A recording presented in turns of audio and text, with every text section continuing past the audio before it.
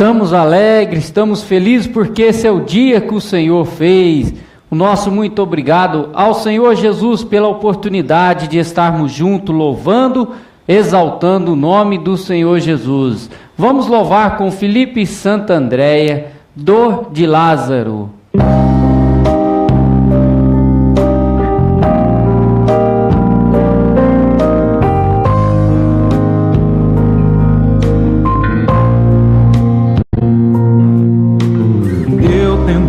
Falar, mas não pude me aproximar de ti. Em Jerusalém, no Calvário, eu também chorava. Não quis entender se tinha um porquê o teu castigo.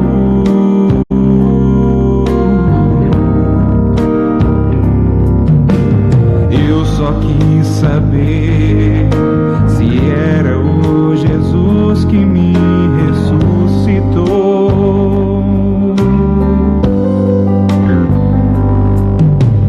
Algo me fez ver que o teu poder se mostraria,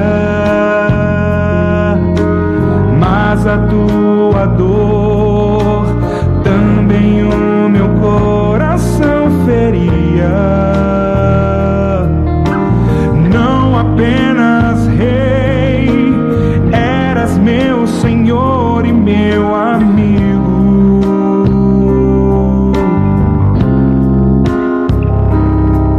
Ao te ver naquela cruz, uma parte da tua dor ficou comigo.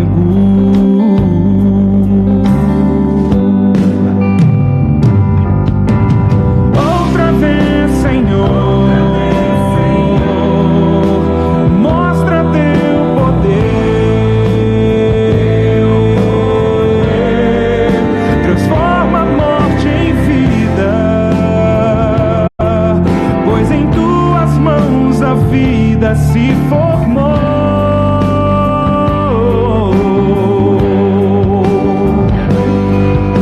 Se hoje não te ver livre dessa cruz,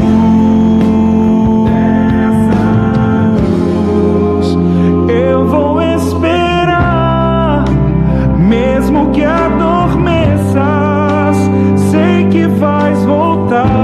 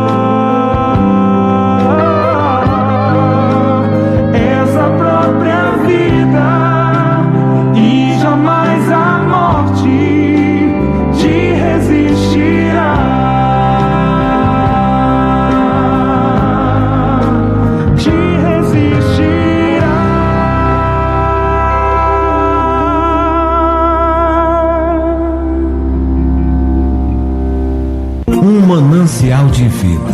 Vamos meditar na palavra de Deus.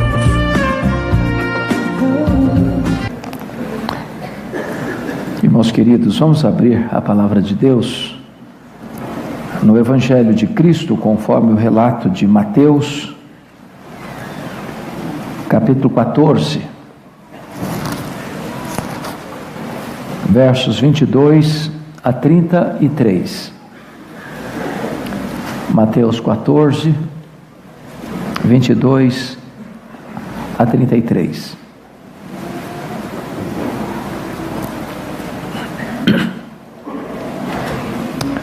Está escrito: logo a seguir compeliu Jesus os discípulos a embarcar e passar adiante dele para o outro lado, enquanto ele despedia as multidões. E despedidas as multidões, subiu ao monte a fim de orar sozinho. Em caindo a tarde, lá estava ele só. Entretanto, o barco já estava longe, a muitos estádios da terra, açoitado pelas ondas, porque o vento era contrário. Na quarta vigília da noite, foi Jesus ter com eles, andando por sobre o mar. E os discípulos, ao verem-no andando sobre as águas, ficaram aterrados e exclamaram: é um fantasma! E tomados de medo, gritaram. Mas Jesus imediatamente lhes disse: tenha de bom ânimo, sou eu, não temais. Respondendo-lhe Pedro, disse: se és tu, Senhor, manda-me ir ter contigo por sobre as águas. E ele disse: vem. E Pedro, descendo do barco, andou por sobre as águas e foi ter com Jesus. Reparando, porém, na força do vento, teve medo.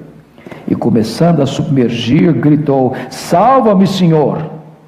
E prontamente Jesus, estendendo a mão, tomou-o e lhe disse: homem de pequena fé, por que duvidaste? Subindo ambos para o barco, cessou o vento. E os que estavam no barco o adoraram, dizendo: verdadeiramente és Filho de Deus. Amém. Irmãos amados, enseja-nos algumas lições muito oportunas ainda hoje. O contexto desta passagem é que o Senhor Jesus Cristo estava numa dinâmica muito intensa do seu ministério. A rotina era pesada. As multidões vinham para ser atendidas. Enfermos, endemoniados eram libertos. Cegos recebiam a vista, surdos ouviam, mudos falavam. Pessoas de todos os tipos vinham, prostitutas, publicanos, pecadores. As pessoas tinham as mais diferentes necessidades, precisavam dos mais variados cuidados, a ponto da Escritura nos informar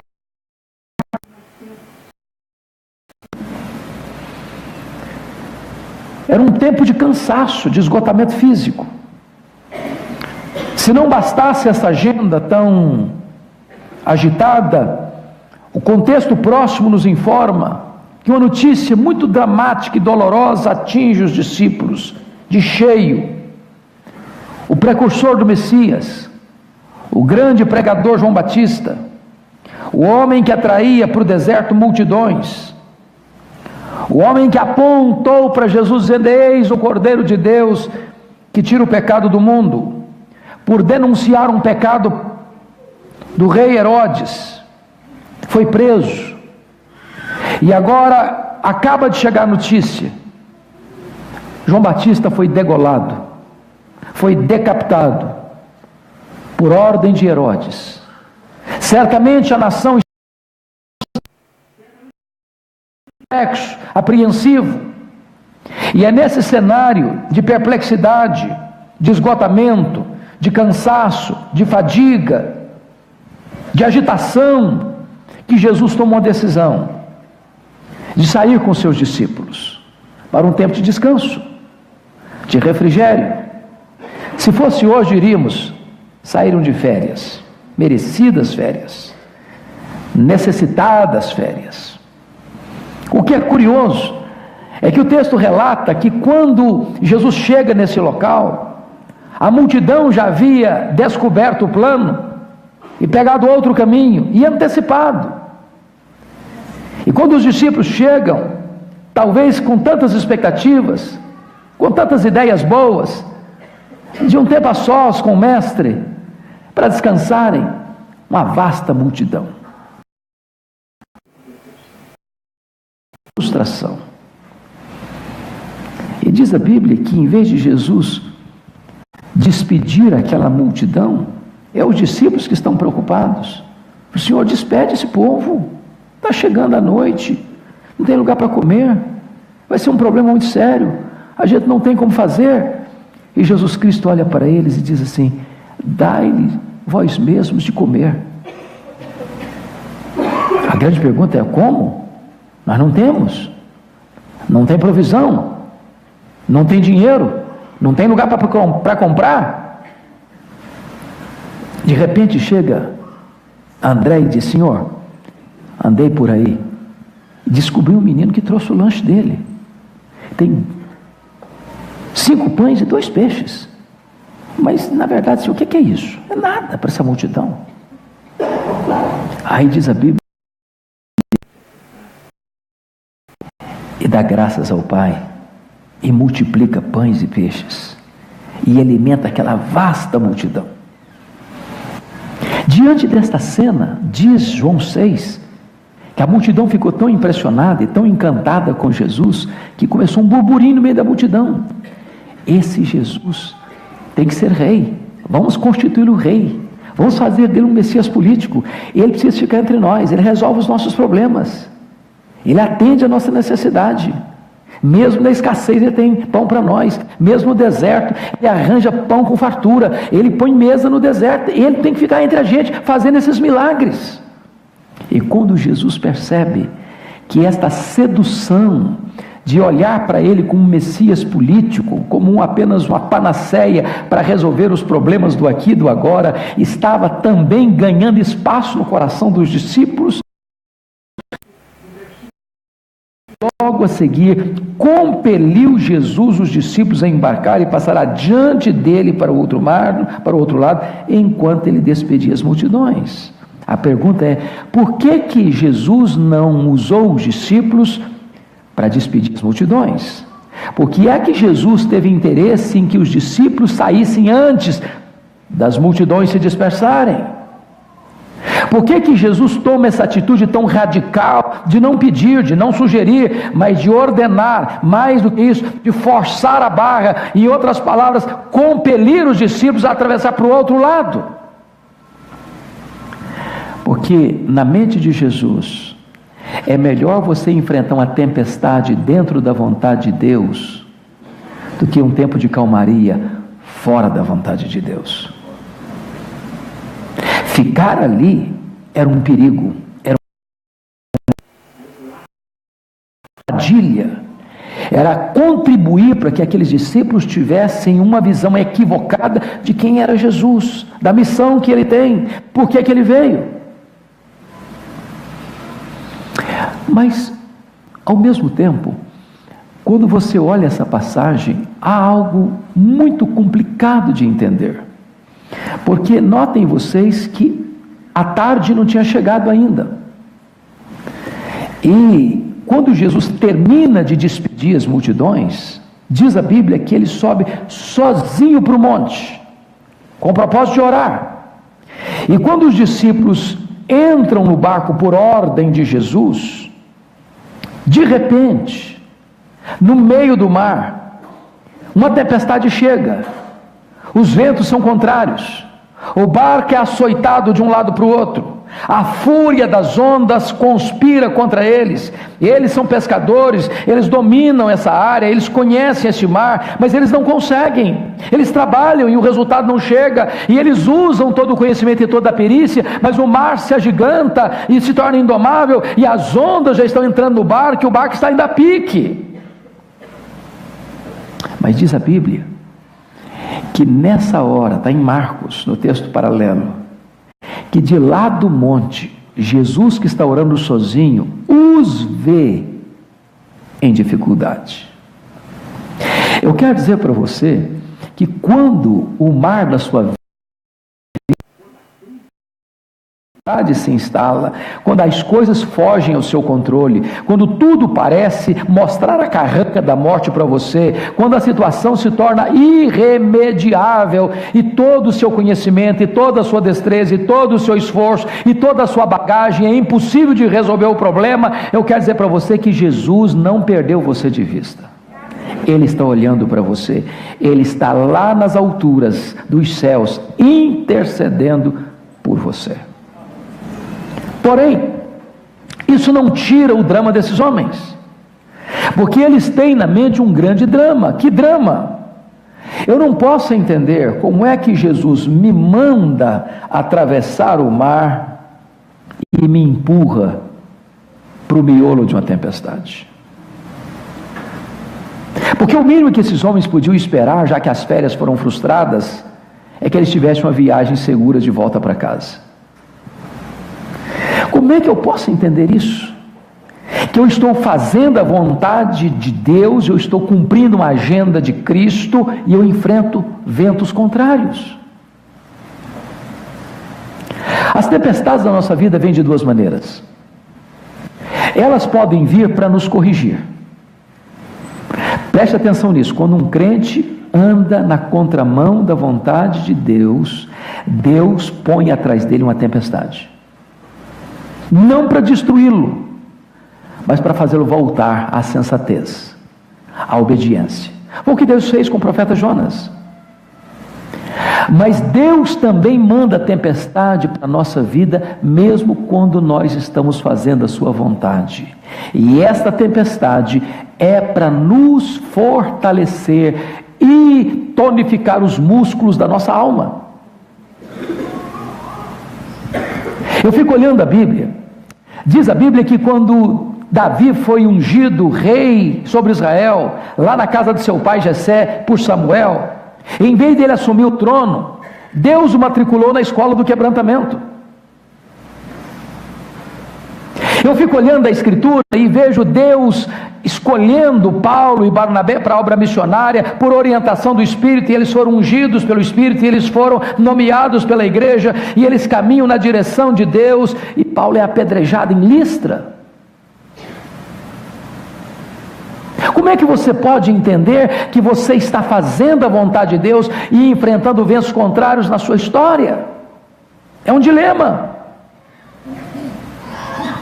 Mas notem mais comigo, eles saíram para embarcar, nem a tarde tinha declinado ainda, e eles entram e começa a escurecer, e de repente o mar se empola, e de repente o vento sopra contrário a eles, e eles tentam salvar-se daquela procela, daquela tempestade. A noite vai adentrando, o problema vai se agravando, e Jesus não chega, e Jesus não vem, e Jesus não aparece, e Jesus não socorre, e o tempo passa e a demora é maior ainda, e a apreensão é maior ainda, e o medo é maior ainda, e a angústia é mais agravada ainda, e Jesus não chega. A grande tensão da sua e da minha vida é essa: meu Deus, por que eu estou passando por esse problema? Por que eu estou passando por essa enfermidade? Por que eu estou passando por essa crise na minha família? Por que eu estou passando por essa crise financeira? Por que eu estou enfrentando esse dilema na minha casa?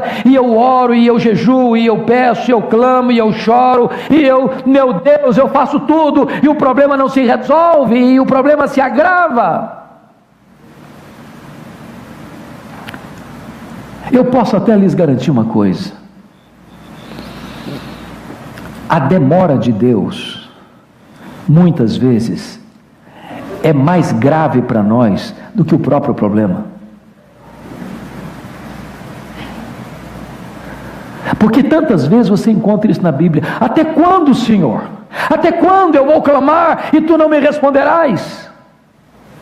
Não estás vendo? Não estás percebendo a minha dor, a minha lágrima, o meu sofrimento, a minha angústia? E eu fico imaginando quantas perguntas existiram ali naquele grupo. Por que ele nos mandou? Por que ele não está conosco?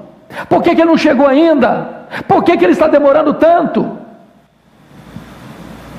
E eu fico pensando no dilema de Marta e de Maria, que mandaram aquele recado para Jesus diante da enfermidade do Lázaro, e ele não chega. E ele mandou emissário e ele não chega. E o Lázaro piorando e ele não chega. E o Lázaro morre e ele não chega. E o Lázaro é sepultado e ele não chega. E passaram-se 4 dias.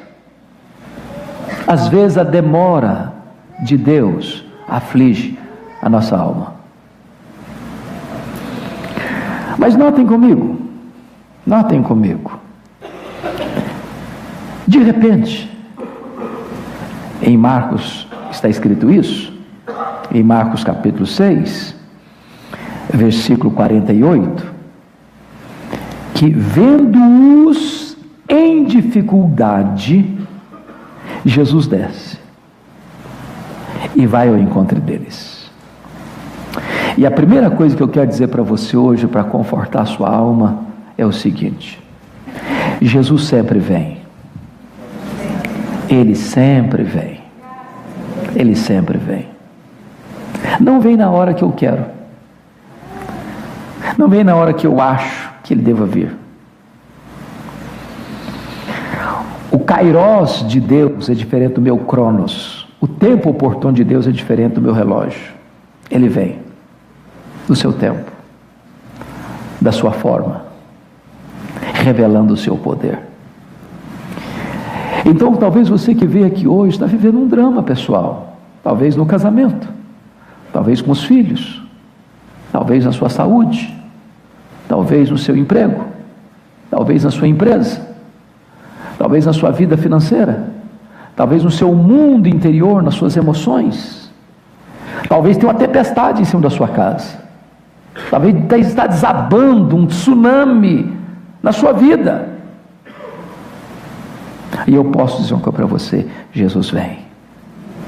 Ele nunca desamparou os seus. Ele sempre vem em socorro dos aflitos. Mas notem comigo que muitas vezes ele vem na hora que nós achamos que não tem mais jeito, na hora que nós jogamos a toalha, na hora que nós dizemos o seguinte: olha, agora eu não espero mais nada, agora é preparar para morrer, porque não tem mais jeito nenhum, acabou.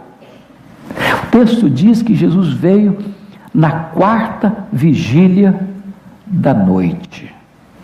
O que significa isso? A noite para um judeu, ou as vigílias da noite eram divididas em 4.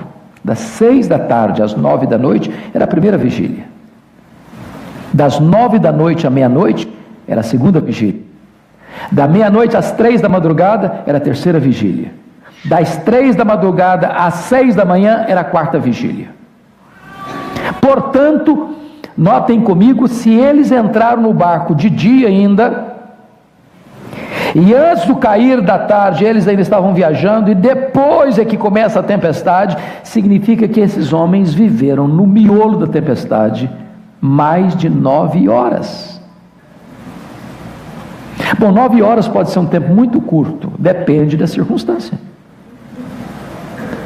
Você já foi no dentista assim, e aquele motorzinho na sua orelha? E quando a anestesia não pega direito? 5 minutos são eternidade. 9 horas de pânico, 9 horas de medo, 9 horas de ameaça, 9 horas a morte mostrando a carranca para eles, 9 horas o mar querendo engoli-los, 9 horas e Jesus não chega. Mas Jesus esperou a 4ª vigília. Sabem por quê?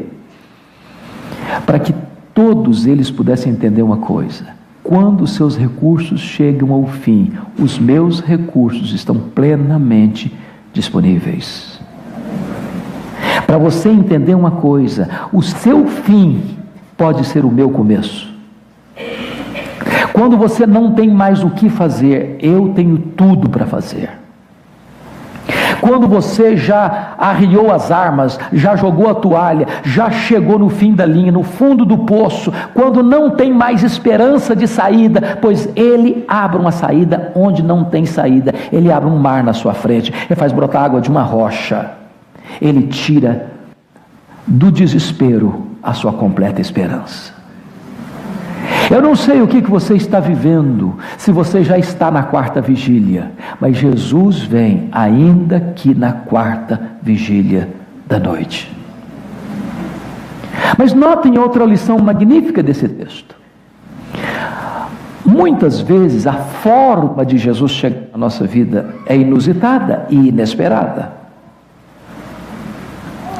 Porque se você está dentro de um mar, alguém para chegar a você vai ter que entrar num barco,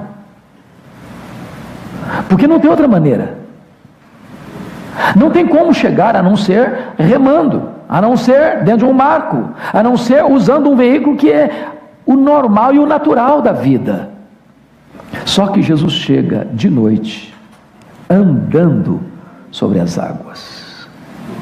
Agora preste atenção nisso, irmãos, preste atenção nisso. Você já viu alguém andando sobre as águas? Está de noite, e alguém já disse que a hora mais escura da noite não é a meia-noite, é na madrugada. Se está uma tempestade, é muito provável que haja relâmpagos.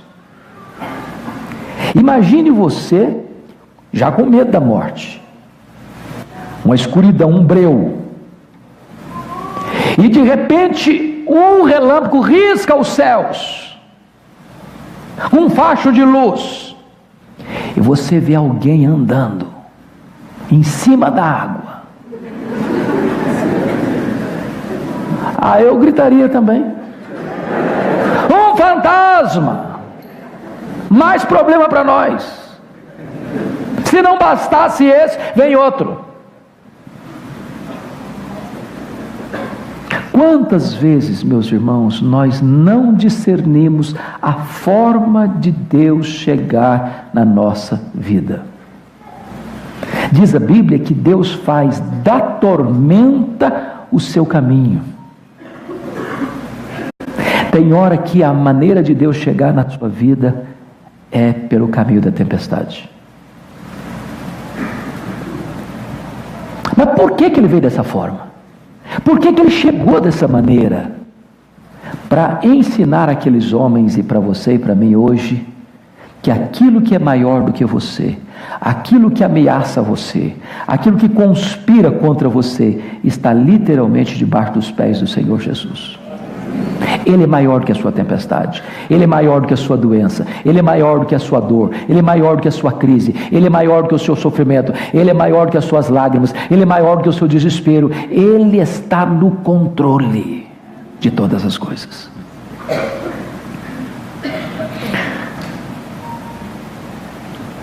A grande pergunta é esta: quando Ele vem, o que Ele pode fazer por nós?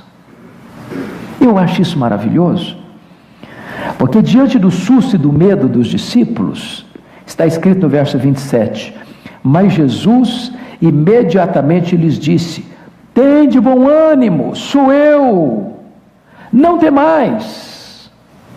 Mas qual era o problema daqueles homens? Era um mar revolto, era uma circunstância adversa, era um problema que eles não podiam resolver. O que se esperava na hora dessa? Que se acalmasse o problema, que se resolvesse o problema, que se acalmasse o mar, que se aquietasse o vento. Era isso que eles precisavam. Mas não foi isso que Jesus Cristo fez. Antes de acalmar o mar, Jesus acalma os discípulos. Sabem por quê? Porque muitas vezes Jesus olha para você e enxerga dentro de você uma tempestade maior que a tempestade que está fora de você. Tem hora que a nossa maior crise não está lá fora, está aqui dentro. Tem hora que a verdadeira tempestade que nos leva ao naufrágio não é a circunstância, é o sentimento. Tem hora que nós estamos nos afogando emocionalmente. Tem hora, irmão, que a crise maior que assola a sua vida não é o que está à sua volta, é o que está dentro de você. Por isso Jesus Cristo diz para eles: tem de bom ânimo, sou eu, não tenham medo. 3 verdades. Primeiro, tem bom ânimo. Ter bom ânimo é muito bom quando está tudo bem. Mas ter bom ânimo com a carranca da morte? Ter bom ânimo na iminência de um naufrágio? Ter bom ânimo no meio de uma tempestade? Mas como é que eu posso ter bom ânimo assim? A única maneira é você entender o seguinte: quem está aqui chegando é aquele que diz assim: sou eu, o eu sou, o Todo-Poderoso, o Criador dos céus e da terra, o que fez o mar, o que controla os ventos, sou eu estou aqui, é a minha presença, não é a sua força, não é a ausência de problema, eu cheguei, Ele que tem todo o controle, Ele que tem todo o domínio, chegou, Ele está aqui, Ele está conosco, todos os dias Ele está conosco, é por causa da presença dEle, e porque Ele chegou, e porque Ele é Deus, Ele pode dizer: não tenha medo. Eu não sei quantos de vocês vieram para cá hoje com alguns medos na alma, com alguns medos no coração, atormentados, pois Jesus está aqui hoje dizendo para você: não tenha medo. Está doente? Não tenha medo. Está desempregado? Não tenha medo. Está enfrentando problema na família? Não tenha medo. Jesus está aqui e Ele sabe cuidar de você. A segunda coisa que Jesus Cristo fez nesse texto é que Pedro, nós às vezes batemos muito em Pedro, mas eu me impressiono com ele, porque daqueles discípulos, o único que teve coragem de dizer: se és tu, Senhor, então manda-me ir ter contigo por sobre as águas. Ele nunca tinha andado sobre as águas, ninguém tinha andado até então, a não ser Jesus. Ele teve coragem, e ele teve fé, pelo menos por um momento. Ele sabia quem era Jesus. Aliás, foi ele que disse: nós sabemos em quem temos crido, para quem iremos nós? Só tu tens as palavras de vida eterna. E ele vai, e de repente, irmãos, ele olha para a circunstância e começa a afundar. Pedro é um símbolo da nossa natureza. Pedro está aqui hoje, nesta manhã, e ele está aqui debaixo da sua pele. O sangue dele está correndo nas suas veias, o coração dele está batendo no seu peito. Quantos de nós já fizeram uma jornada de fé e de repente, num dado momento, a gente fracassou? Num dado momento, a gente tirou os olhos de Jesus. Já aconteceu comigo. Provavelmente já aconteceu com você. Quantas vezes, mesmo tendo experiências dos milagres da graça, a gente dá uma cochilada, falseada. Mesmo sabendo que Ele tem todo o poder, a gente olha para a carranca da morte, para o medo da situação, para a tempestade terrível, e a gente começa a afundar. Mas bendito seja Deus, Ele vem também, sabe para quê? Para levantar o caído, para tirar alguém do fundo do poço. Eu não sei se você caiu, eu não sei se você fracassou, mas Jesus está aqui hoje, nesta manhã, para botar você de pé outra vez, para colocar você em solo firme de novo, para restaurar a sua vida, para recompor sua história, para dar a você a nova possibilidade de uma caminhada vitoriosa daqui para frente. Mas finalmente, irmãos, o que Jesus Cristo veio fazer? Ele veio para acalmar os discípulos, para restaurar Pedro e para acalmar de vez a tempestade. Sabe o que eu acho bonito nisso? Que a tempestade não dura a vida inteira. Depois do choro, vem a alegria. Depois da tempestade, vem a bonança. Nós não aguentaríamos uma viagem inteira de tempestade. Nós não suportaríamos. Já pensou você fazer uma viagem 10 horas de avião, turbulência da saída à chegada? Você não aguentaria. No meio da jornada tem turbulência. No meio da viagem tem tempestade. Mas aquele que tem todo o poder e está no controle de todas as coisas, chega para dizer para a tempestade: basta, chega, já cumpri o meu propósito, agora aquieta-te, agora sossega. E tudo se acalmou e a bonança chegou. E diz a Bíblia que Jesus entrou dentro do barco. E quando ele entrou dentro do barco com os discípulos, duas coisas aconteceram maravilhosas. E isso seja uma pergunta, talvez uma das perguntas mais inquietantes da nossa vida, que eu já fiz e você também. E a pergunta é esta: meu Deus, se tu nos amas mesmo, por que a gente tem que sofrer? Por que tu não nos poupas da dor? Por que, Senhor? A gente não podia pular essa fase. Por que, Senhor? Por que eu tenho que enfrentar a tempestade? Por que a luta tem que chegar? Sabem por quê, irmãos? O verso 33 responde essas duas perguntas. Primeiro, Deus não é sádico.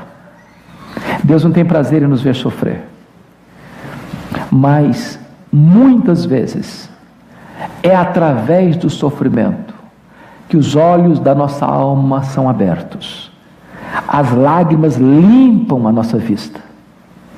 E então nós entendemos, diante do socorro extraordinário de Jesus nas lutas e dramas da vida, quem Ele é. E nós então nos prostramos para adorá-lo. E os que estavam no barco o adoraram. Sabe para que Deus criou você? Para você adorá-lo. Sabe qual é o grande projeto de Deus na sua vida? É você adorá-lo. Sabe para que você existe? É para você adorá-lo. Mas quantas vezes na bonança nós não fazemos isso? Nós nos deleitamos nas bênçãos, nas dádivas, e nos esquecemos do doador. Aí a luta chega, a tempestade chega, a crise chega, a luta chega, e nesta hora nós somos desmamados das glórias deste mundo, nos desencantamos com o glamour deste mundo, e nessas horas os olhos da nossa alma são abertos para nós vermos a grandeza do nosso grande Deus e Salvador, e então nos prostramos e o adoramos. A segunda razão está no verso 33, quando eles disseram assim: verdadeiramente és Filho de Deus. Quem está dizendo isso? Os discípulos. Eles já sabiam disso? É claro que sabiam. É claro que sabiam. Mas há uma palavra aí enfática: verdadeiramente. Não temos dúvida, não temos o mínimo sentimento de dúvida, temos garantia absoluta, maiúscula: verdadeiramente és Filho de Deus. Sabe o que significa isso, irmãos? As maiores e mais profundas lições da nossa vida, nós não as aprendemos em dias de festa, nós as aprendemos nas tempestades da vida. Elas vêm não para nos destruir, mas para nos fortalecer. Não para nos arrancar a fé, mas para robustecer o nosso conhecimento prático e empírico e experimental de quem é o nosso Senhor. Seu mar está revolto? Você tem muitas perguntas e ainda poucas respostas? Eu quero dizer para você que Jesus Cristo vem. E vem ainda que na quarta vigília da noite. E vem colocando debaixo dos seus pés poderosos os seus problemas. Ele vem para acalmar o seu coração. Ele vem para acalmar suas circunstâncias. Ele vem, sabe para quê? Está escrito lá em João, o outro texto paralelo, para levar você ao seu destino, para levar você ao seu porto seguro, para levar você à glória, porque Ele é aquele que nos toma pela mão direita, nos conduz com seu conselho eterno e depois nos recebe na glória. A Ele honra, glória e louvor, agora e eternamente. Amém. Sempre agradecemos a Deus pelos nossos ouvintes que têm acompanhado a nossa programação, sempre sintonizado, o Tio Anselmo, a Nininha, ouvindo também, né?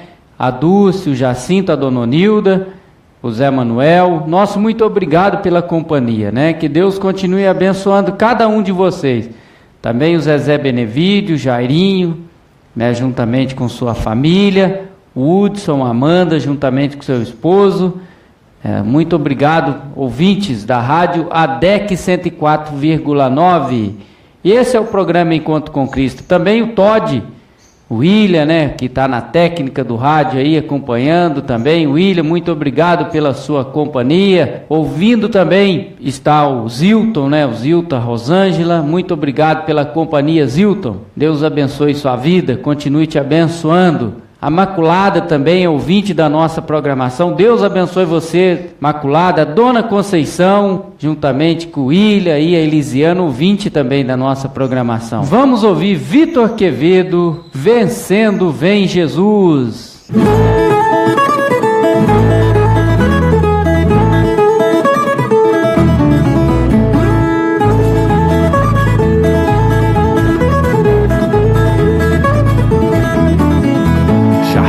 A glória eterna de Jesus, o Rei dos Reis. Breve os reinos desse mundo seguirão as suas leis.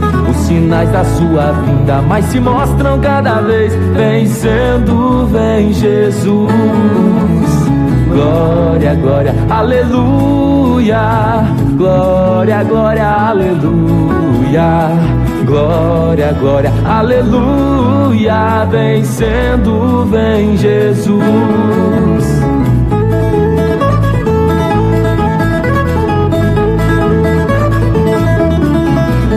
Clarim que chama os crentes, a batalha já soou. Cristo à frente do seu povo, multidões já conquistou. O inimigo em retirada, seu furor patenteou. Vencendo vem Jesus.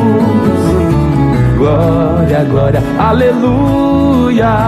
Glória, glória, aleluia. Glória, glória, aleluia. Vencendo vem Jesus.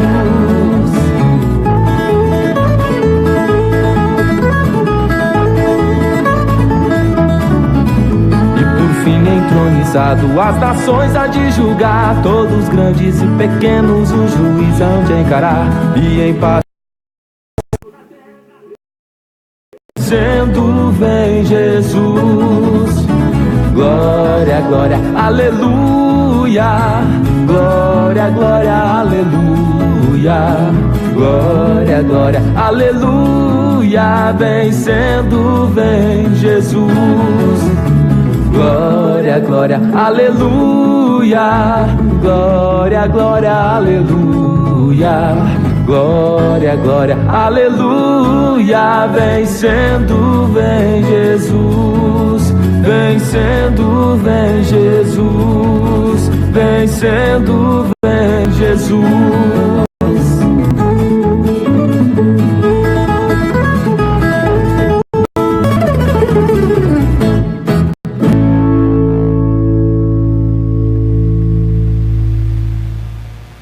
E agora, o comentário de Rodolfo Risotto, do SOS Estradas. A segurança no trânsito também depende de você. Precisamos combater o uso de drogas ao volante, custe o que custar. No Brasil, os profissionais do volante estão aprendendo a conviver com a obrigatoriedade do exame toxicológico de larga janela, o chamado teste do cabelo, em que, através da coleta de pequena quantidade de pelos, cabelo, unha, detecta quem é usuário regular de drogas, analisando os 3 meses antes da coleta. Esse exame passou a ser obrigatório na renovação da carteira ou na mudança de categoria para portadores de CNH das categorias C, D e E, assim como na admissão e demissão nas empresas de transportes. Como qualquer nova obrigação, há sempre uma resistência e questionamentos, mas para quem acha que o ambiente está ficando ruim, para quem usa drogas no setor de transportes brasileiros, é porque não acompanha o caso americano. Lá, como dizem popularmente, o bicho vai pegar. Nos Estados Unidos está tramitando no Congresso uma nova legislação que não só determina o teste do cabelo e outras formas de controle, como vai permitir que as empresas compartilhem essa informação num banco de dados. Assim, na hora de contratar o motorista ou o frete do autônomo, a transportadora consulta o banco de dados e vai saber se há registro de uso de drogas pelo motorista. O objetivo é eliminar o uso de drogas e evitar que motoristas que não passam no controle de uma empresa possam buscar trabalho em outra. A eliminação da droga no setor interessa também aos motoristas, tanto que várias empresas colocam anúncios para contratar condutores e informam que oferecem um ambiente limpo de drogas, citando que fazem o teste do cabelo. Nos Estados Unidos, existem estudos que comprovaram que 9% da força de trabalho é composta de profissionais que fazem uso de drogas.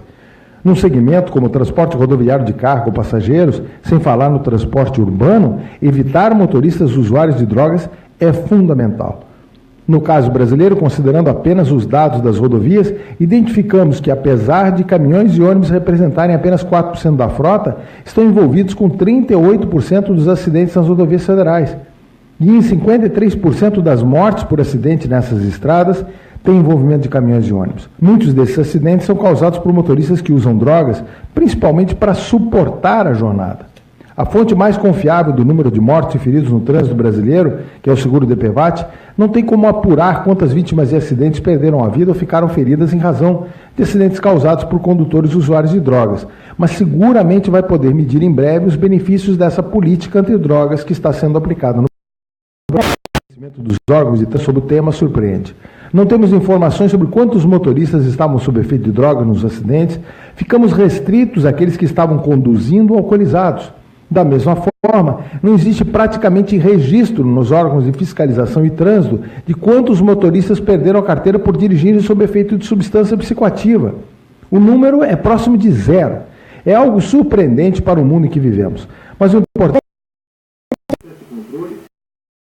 é que o Código de Trânsito Brasileiro entrou em vigor em 1998, temos uma política de combate ao uso de drogas ao volante. O primeiro passo é com portadores da CNH C, D e E, mais utilizada por motoristas profissionais. O próximo deverá ser com os novos motoristas.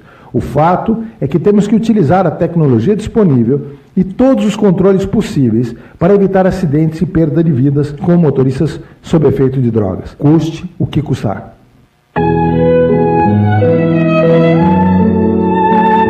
Senhor, eu quero orar nesse momento. Eu acredito tanto, Senhor, no poder da oração em nome de Jesus. Quero orar por cada coração que me acompanha agora. Se tem o coração sedento, o coração aflito, o coração triste, desnorteado, o coração cansado, desanimado, desencorajado. Se tem o coração, Senhor, marcado por tantas experiências desagradáveis, porque se apropriou de águas, não procederam do teu altar. Quantos rejeitaram a fonte de água viva, Senhor?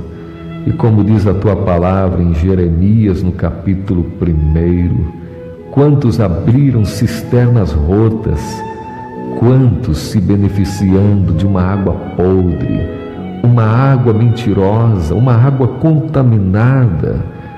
Eu peço que nesse momento haja em cada coração por buscar na fonte certa a água certa. Enche esse coração de ânimo de novo, essa alma de prazer, vivifica esse corpo. E que haja, meu Deus, disposição para te servir, para te querer, para cada dia mais estar na tua presença, indicar para esse mundo perdido a fonte verdadeira de água que és tu, Senhor Jesus.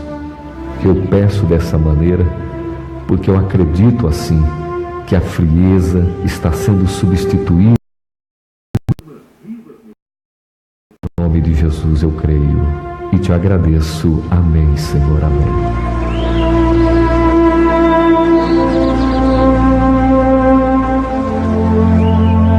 Chegamos ao final da nossa programação. Querendo Deus, estaremos aqui na próxima semana. Tenham todos uma boa tarde. Fiquem na paz e na graça do nosso Senhor e Salvador Jesus Cristo.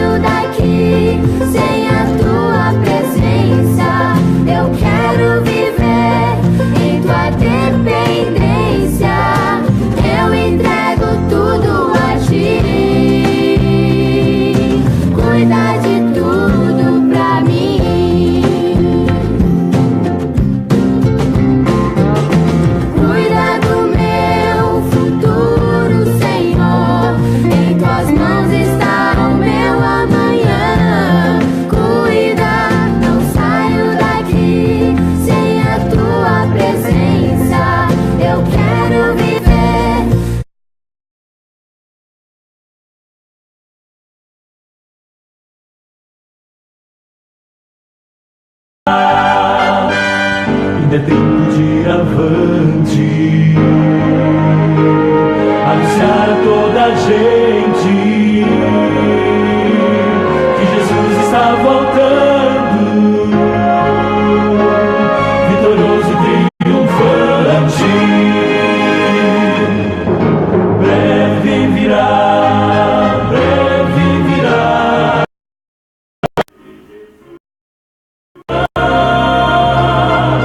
Breve virá, breve virá.